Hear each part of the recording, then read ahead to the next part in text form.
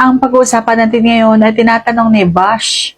Ang tanong niya ay, paano po kaya mapapayag ka na makipag-ano sa isang lalaki? So, ito pag-uusapan for today's video. Interesado ka bang malaman kung na akong sagot? Please keep on natin para bago yan. Kung bago ka pa lang sa akin channel, please consider like this video and subscribe my channel.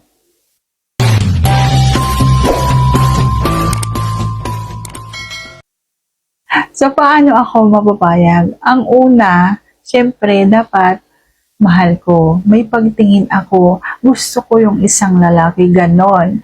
Pero kapag halimbawa nga, matagal na kami nga nagsasama, asawa ko na siya, yung ganyan, ano ang dapat gawin sa akin para mapapayag ako? So, syempre, nasabi ko na ito sa aking mga vlog na ako talaga kapag halimbawa nga, nilapa mo yung aking hinaharap, talagang bibigay ako. Okay? Pero dapat sa gusto ko. Dapat gusto ko yung isang lalaki. Dapat mahal ko. Dapat may pagtingin ako at gusto ko yung gagawin. Dapat po, nandun pa rin yung pagmamahal ko para bumigay ako ng bigay na hindi sapilitan. Kasi kapag halimbawang sapilitan ang nararamdaman ko, hindi ako dumadating dun sa aking hangganan. Opo, mas gusto ko na nararamdaman kong minamahal ako. Mas gusto kong unahin yung aking puso bago ko maramdaman yung kilabot, yung kiliti sa aking kaloob-looban ng katawan.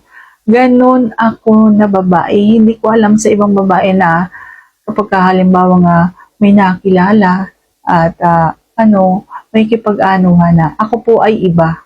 Mas gusto ko na mamahalin ko, ramdam ko na mahal ako bago ako makipag-anuhan. Okay? Yung bang ramdam ko na hindi ako lolokohin. Pero kapag halimbawa ang asawa ko na tapos naramdaman kong niloko na ako, ayoko na. Okay? So, kapag halimbawa nga alam ko na niloloko na ako, hindi na ako nakikipag-anuhan at napipilitan na lamang ako hanggang sa dumating na pumitaw na ako, sumuko na ako. Ganon akong babae. Ayaw ko nang may kahating iba. So, sana nasagot ko ng tamang ito. If you like this video, please consider to like this video and subscribe my channel. Thank you for watching. See you on my next vlog.